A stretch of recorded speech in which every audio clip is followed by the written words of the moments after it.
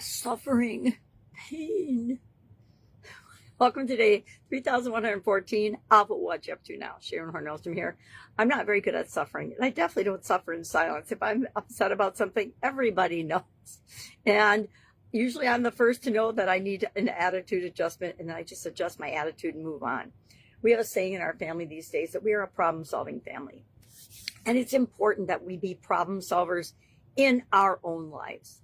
If we look to people outside of us to solve our problems, we're giving away all of our personal power. Who the heck wants to do that? Not me. I say we keep all of our personal power and take personal responsibility and create the life that we want. Well, today, of course, we're talking about the spirituality all month in the Supersize challenges, Supersize Your Business and Supersize You annual challenges.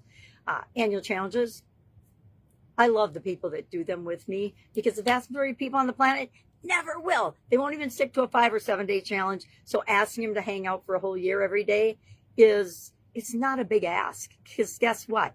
You need to show up for your life every day anyway. So why not start it with a good positive vibe and a good idea of how you can improve your life? That is my personal philosophy. Of course, I come at things from a different point of view and perspective than most people do because of the experiences and the lessons I've decided to learn, chosen to learn from those experiences. And one of those is pain.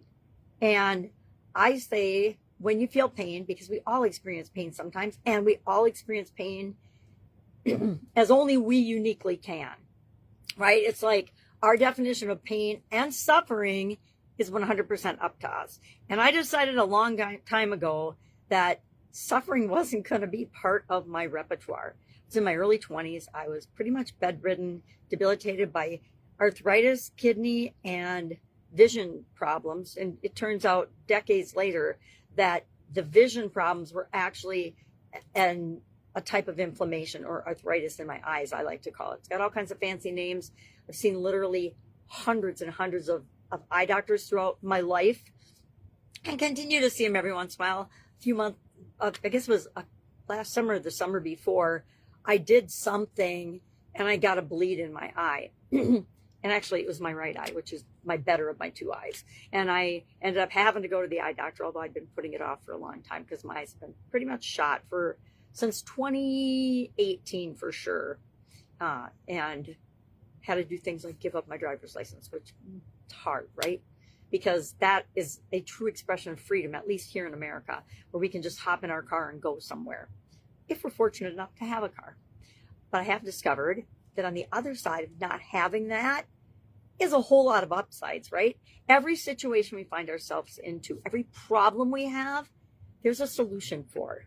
There are very few problems that have no solution. We might not like the solution. I'm in a coaching program right now where if I'm following instructions, which has taken me months to figure out, well, shit, all I had to do is follow instructions from day one, and I'd be light years ahead of this in a certain area that I want to improve in myself. But instead, I had a fight with myself for a couple of months to actually do what I was paying them to teach me how to do. Anybody else ever do that? Ever?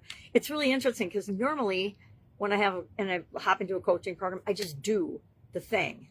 And for some reason, I was very resistant this time. And it took me some getting over it and getting over my own self and realizing that nothing happens in my comfort zone as far as growth. All growth happens at the edge and when we jump out of our comfort zone and do something different.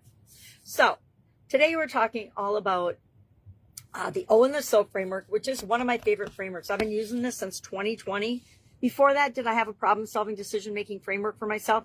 Yes, but it didn't have a name. I just did it. It was a 4-step process, and I just went through it automatically. And during the pandemic, like everybody else, I was like, well, what am I going to do to keep moving forward during this mess?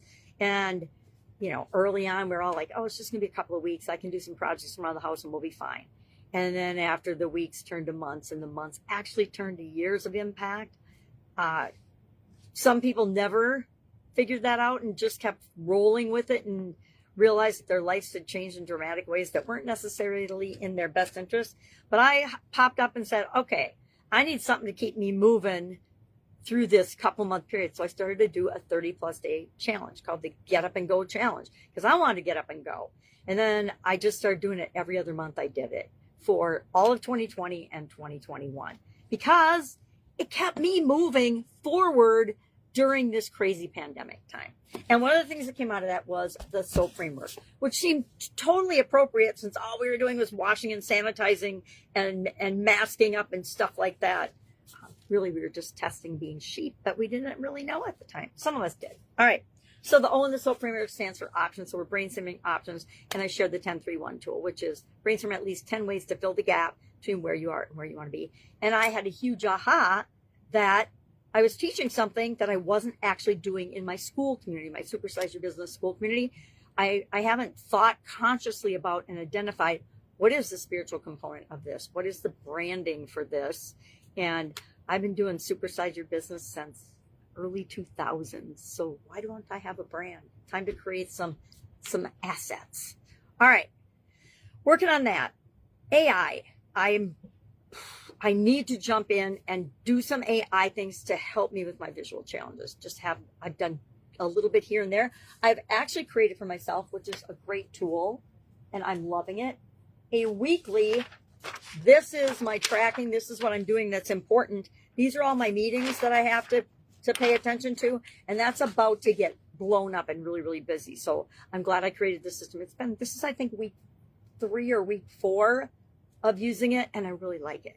And so I will work with Claude to tweak it and test it and continually improve it. It's the coolest thing about AI. It is a tool that we can use to be a better version of ourselves, not to replace us, but to be a better version of ourselves. If we let it, right? Here's my beef with AI. AI will tell you everything you want to hear. It'll make you think you're brilliant because it wants you to be its best friend, but it will tell you lies, just like your subconscious will do. It'll feed you up all kinds of BS to make you feel safe and stay in your comfort zone. Is that what you really want? If it is, talk to your AI and go wild. If it isn't, then remember that it's a partner that you can use just like any other partner, right? They don't always have your best interests at heart. That was a shocker, right?